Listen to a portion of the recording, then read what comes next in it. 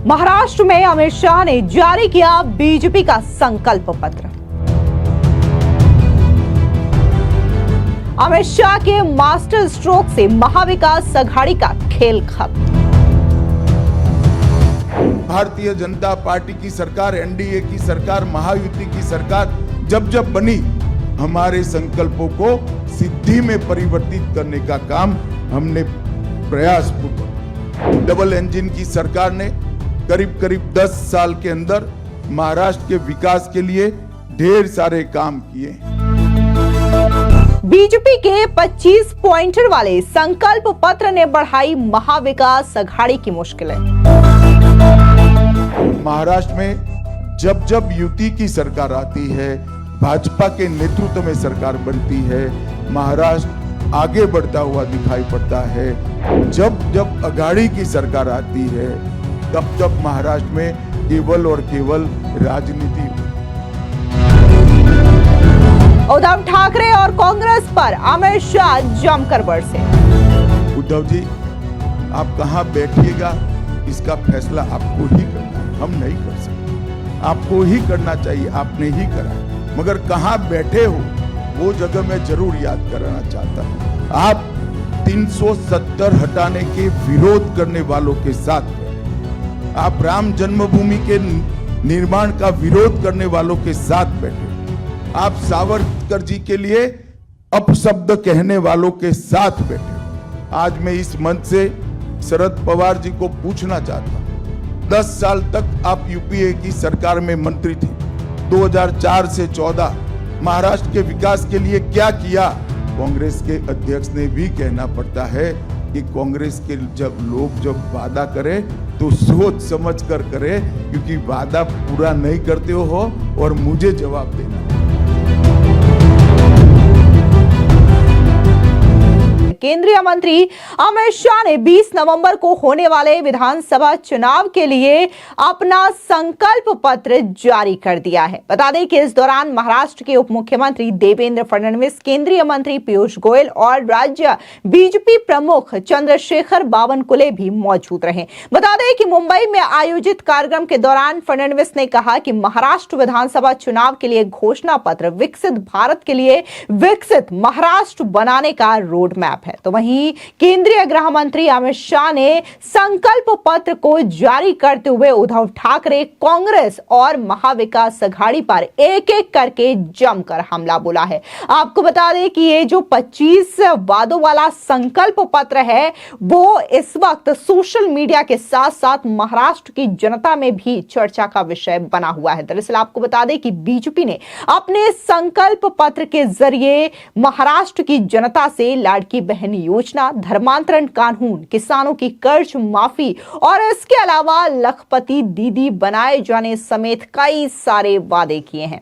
बता दें कि इससे पहले महायुति ने भी अपने 10 वादे महाराष्ट्र की जनता के बीच रखे हैं। दरअसल मैनिफेस्टो लॉन्चिंग के दौरान गृह मंत्री अमित शाह ने कांग्रेस, उद्धव ठाकरे और राहुल गांधी पर जमकर निशाना साधा। उन्होंने राहुल गांधी के संविधान को लेकर के चलने वाले मामले पर भी सवाल उठाए। अमित शाह ने कहा कि राहुल गांधी जिस संविधान को लेकर के चलते हैं वो कोरी कागज है, उनके अंदर एक भी शब्द नहीं लिखे हैं। अमित शाह ने कहा कि राम मंदिर का विरोध करने वालों के साथ आज उद्धव ठाकरे खड़े हैं। लेकिन उससे पहले आप भी देखिए कि जब गृह मंत्री अमित शाह ने बीजेपी का संकल्प पत्र जारी किया तो उन्होंने कैसे सिलसिलेवार तरीके से अपने 25 वादों को महाराष्ट्र की जनता के सामने रखा। मित्रों, संकल्प पत्र लेकर जो हम आए हैं, वो संकल्प पत्र में देवेंद्र जी ने 25 मुद्दे, प्रमुख मुद्दे आप लोगों के सामने रखे हैं। लाडली बहन योजना, इसको हम बढ़ोतरी कर रहे हैं। वृद्धावस्था पेंशन का बढ़ोतरी कर रहे हैं। किसानों के लिए ऋण माफी और किसान सम्मान निधि को 12,000 से बढ़ाकर 15,000 कर रहे हैं। मूल्य स्थिरीकरण कोष के माध्यम से हम महंगाई को काबू करेंगे और 10 लाख प्रतिभावान छात्रों को मासिक 10,000 का मानदेय उनके आगे के अवसर के लिए देंगे। 45,000 गांवों में रास्ते बनाने का काम किया जाएगा। आशा वर्कर और आंगनवाड़ी कार्यकर्ताओं का बीमा कवरेज भी किया जाएगा। और उनका मासिक वेतन 15,000 तक बढ़ाया जाएगा। वीज बिल में 30% कपात सौर ऊर्जा और अक्षय ऊर्जा पर से भर दिया जाएगा और 2028 तक महाराष्ट्र की इकोनॉमी को $1 ट्रिलियन की अर्थव्यवस्था करने का लक्ष्य हमारी यूपी सरकार ने रखा है। मैं विश्वास दिलाना चाहता हूं महाराष्ट्र की जनता को कि $5 ट्रिलियन का जो मोदी जी ने लक्ष्य रखा है, इसकी पूर्ति महाराष्ट्र के $1 ट्रिलियन के इकोनॉमी के लक्ष्य से होने वाले ही। मेक इन महाराष्ट्र नीति के तहत भारत के प्रमुख उत्पादक राज्य के रूप में महाराष्ट्र को हम प्रस्तापित करेंगे। देश का पहला समर्पित AI विश्वविद्यालय उसकी स्थापना की जाएगी। नागपुर, पुणे, संभाजीनगर, अहिल्यानगर, नासिक को आधुनिक एरोनॉटिकल और स्पेस उत्पादन के केंद्र बनाए जाएंगे और किसानों की आय बढ़ाने के लिए ढेर सारे उपाय भी हम लेकर आए हैं, जिसमें उर्वरकों पर SGST में से छूट और जो SGST है वो सब्सिडी के रूप में वापस दिया जाएगा। सोयाबीन के लिए प्रति क्विंटल 6,000 का MSP हम सुनिश्चित करेंगे और सोयाबीन को प्रोसेसिंग के लिए समर्पित मूल्य श्रृंखला सोयाबीन उत्पादित करने वाले क्षेत्रों के अंदर स्थापित की जाएगी। मोदी जी ने लखपति दीदी का एक कंसेप्ट रखा है, उसको आगे बढ़ाते हुए हमारी सरकार 50 लाख लखपति दीदियां सिर्फ महाराष्ट्र में खड़ी करेगी। इसके लिए 500 स्वयं सहायता समूहों को और कई औद्योगिक क्लस्टर का निर्माण किया जाएगा और इसके लिए 1,000 करोड़ का रिवॉल्विंग फंड दिया जाएगा। अक्षय अन्न योजना के तहत प्रति माह मुफ्त राशन में चावल, ज्वार, मूंगफली, तेल, नमक, हल्दी, सरसों, जीरा और मसाले इस सबको समाहित किया जाएगा और कौशल जनगणना का देश में सबसे पहला प्रयोग हम महाराष्ट्र में करेंगे। स्किल की जनगणना कर जिस युवाओं के अंदर स्किल है, टैलेंट है, उनको उचित जगह पे उनको प्लेसमेंट कराने के लिए एक नई मशीनरी हम खड़े करेंगे। छत्रपति शिवाजी महाराज आकांक्षा केंद्र, जिससे 10 लाख नए उद्यमियों का निर्माण होगा। अनुसूचित जातियों, जनजातियों, पिछड़े वर्ग के उद्यमियों के व्यवसाय के लिए 15 लाख तक के ब्याज मुक्त ऋण और इसकी गारंटी भी महाराष्ट्र सरकार लेगी और OBC, SC, BC, EWS, NT और VJNT के पात्र विद्यार्थियों को शिक्षा शुल्क और परीक्षा शुल्क से पूर्णतया मुक्ति दे दी जाएगी। महाराष्ट्र में कई प्राचीन और ऐतिहासिक किले हैं जो राज्य के गौरव के प्रतीक है, एक महान संघर्ष के प्रतीक है और एक किला विकास प्राधिकरण बनाकर हम इसके संरक्षण और संवर्धन की भी नीति लेकर आएंगे और वरिष्ठ नागरिकों के लिए प्राथमिकता नीति अपनाई जाएगी, जिसमें आधार सक्षम सेवा वितरण को लागू किया जाएगा। जबरन और धोखाधड़ी से और लोभ से धर्मांतरण के खिलाफ कठोर कानून लाया जाएगा और कृषि और मानव बस्ती के क्षेत्रों में पशुओं से क्रॉप का जो हानि होता है उसको रोकने के लिए AI, ड्रोन और रेडियो कॉलर जैसी आधुनिक तकनीक का उपयोग किया जाएगा। भाई और बहनों, ये संकल्प पत्र महाराष्ट्र के हर वर्ग के, हर भौगोलिक क्षेत्र के और हर आयु वर्ग के, सामाजिक वर्ग के और आयु वर्ग के लोगों से सुझाव लेकर प्राप्त किया है, सुझाव प्राप्त कर बनाया गया है। ये एक प्रकार से समग्र महाराष्ट्र की जनता की आकांक्षाओं का प्रतिघोष है और मैं फिर से एक बार कहना चाहता हूं, महाराष्ट्र में जब जब युति की सरकार आती है, भाजपा के नेतृत्व में सरकार बनती है, महाराष्ट्र आगे बढ़ता हुआ दिखाई पड़ता है। और जब जब अघाड़ी की सरकार आती है तब तब महाराष्ट्र में केवल और केवल राजनीति होती है। आज मैं महाराष्ट्र की जनता के सामने कहने आया हूं कि आप लगातार तीसरी बार महायुति की सरकार को आपका मैंडेट दीजिए। पहली बार 2014 में महाराष्ट्र की जनता ने महायुति को मैंडेट दिया, भारतीय जनता पार्टी के नेतृत्व में महायुति की सरकार बनी। 19 में भी मैंडेट भारतीय जनता पार्टी और महायुति के लिए था, मगर जनादेश का द्रोह कर कर सत्ता की लालच में वो जनादेश को नकारा गया और अंतोतगत्वा जो कृत्रिम होता है, जो बनावटी होता है, वो लंबा टिकता नहीं है। वो सरकार गिरी और फिर से महायुति की सरकार बनी। महायुति एक मुश्त होकर, एकजुट होकर मोदी जी के नेतृत्व में सिद्धांतों के आधार पर महाराष्ट्र का कल्याण करने के लिए आगे बढ़ रही है। और अघाड़ी की सरकार बनाने का जो लोग दावा कर रहे हैं, उनका चुनाव अभियान भी आंतरिक विरोधाभासों से घिरा हुआ है।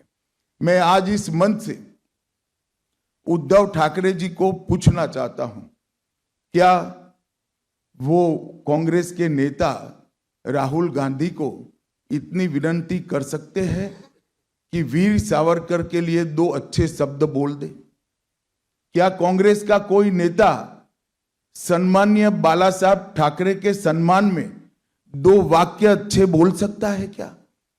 ये अंतर विरोध के बीच में अघाड़ी की सरकार बनाने का स्वप्न लेकर जो लोग निकले हैं, उनको महाराष्ट्र की जनता जान ले, ये बहुत जरूरी है।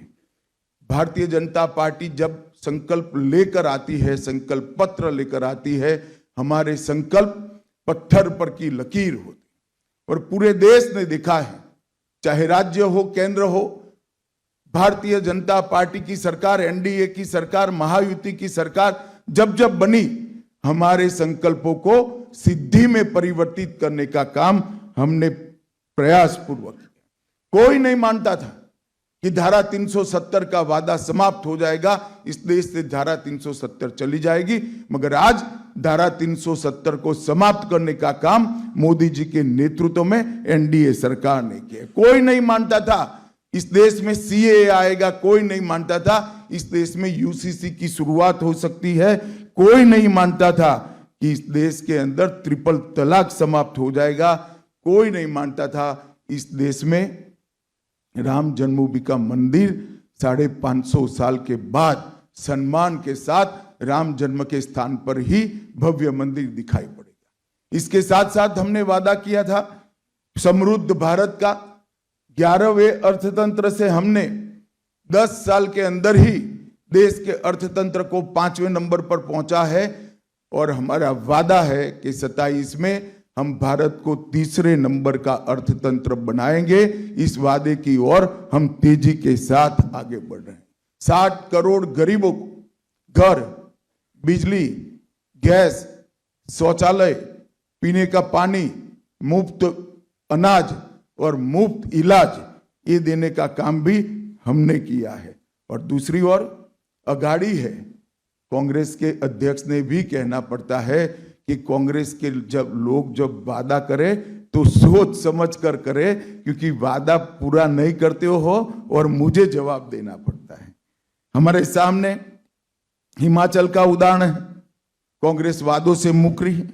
तेलंगाना का उदाहरण है, कांग्रेस वादों से मुकरी है। कर्नाटक का उदाहरण है, कांग्रेस वादों से मुकरी है।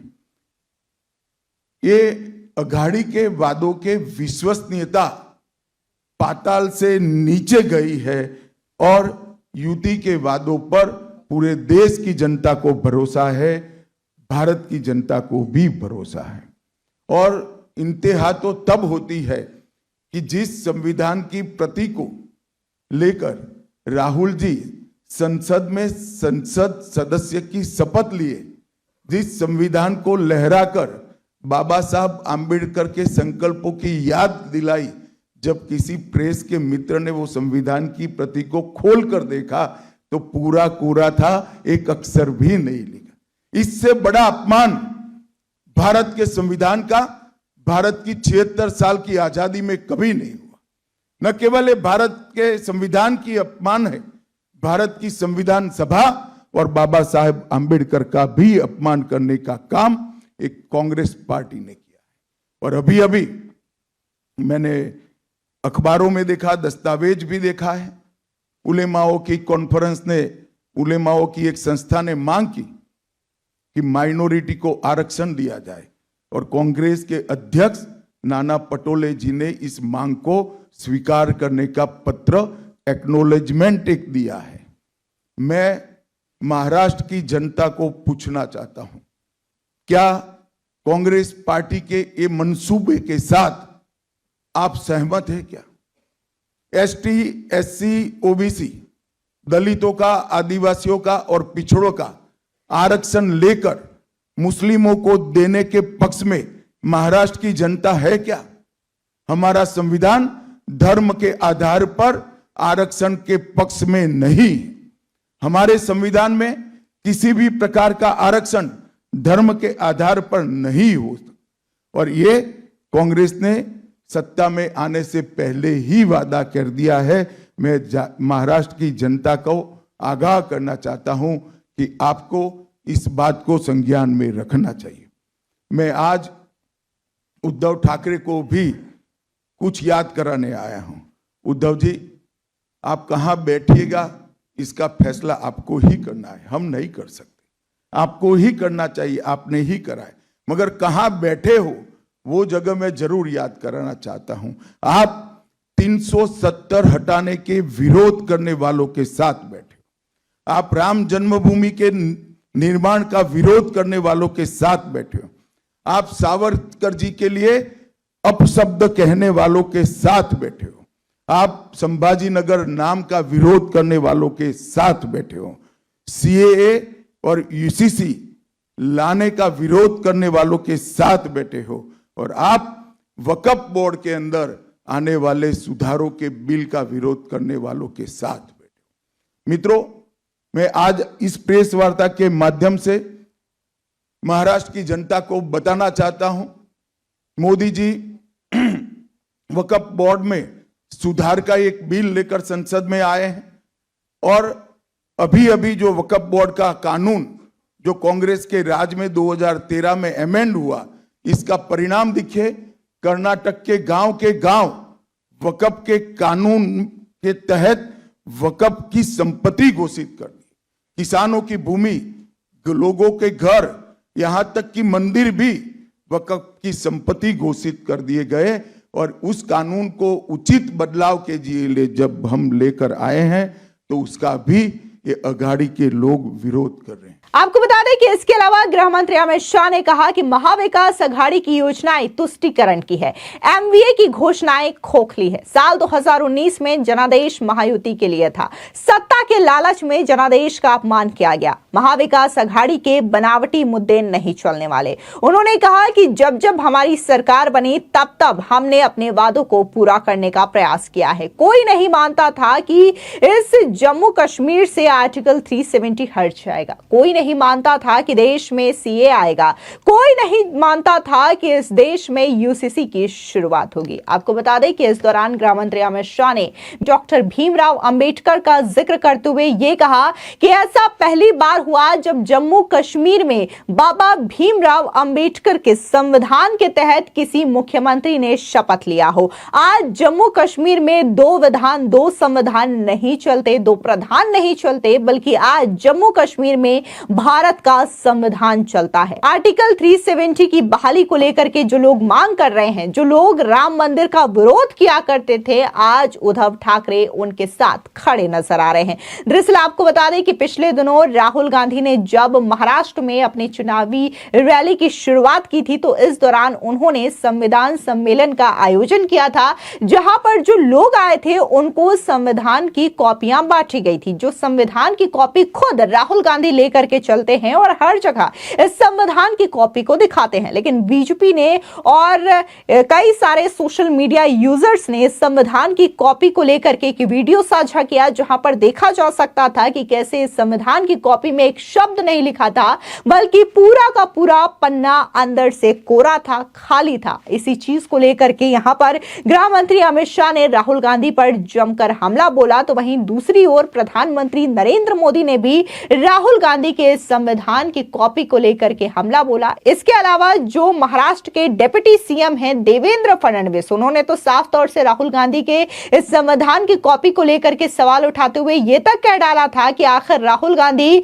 ये कोरे पन्नों वाली लाल किताब लेकर के क्यों चलते हैं? क्या वो अर्बन नक्सलियों से मदद चाहते हैं, जिसकी वजह से उन्हें ये लाल किताब दिखाते हैं? हालांकि राहुल गांधी की इस संविधान की कॉपी को लेकर के महाराष्ट्र में सियासत काफी ज्यादा गर्माई थी, लेकिन वहीं दूसरी ओर इसी दिन राहुल गांधी ने भी महाविकास अघाड़ी को लेकर के अपने घोषणाओं को बताया था और इसमें कहा था कि कैसे महिलाओं को फ्री में बस की यात्रा दी जाएगी, इसके अलावा महिलाओं को महालक्ष्मी योजना के तहत पैसे दिए जाएंगे। और इस चीज को लेकर के भी मुख्यमंत्री एकनाथ शिंदे ने निशाना साधा था और यह कहा था कि जैसे कांग्रेस ने आज हिमाचल प्रदेश और कर्नाटका की स्थिति कर दी है, ऐसी स्थिति वो महाराष्ट्र की करना चाहते हैं, लेकिन महाराष्ट्र की जनता समझदार है। फिलहाल इस पूरे मामले को लेकर के आपकी क्या राय है, हमारे कमेंट सेक्शन में जरूर बताएं। धन्यवाद।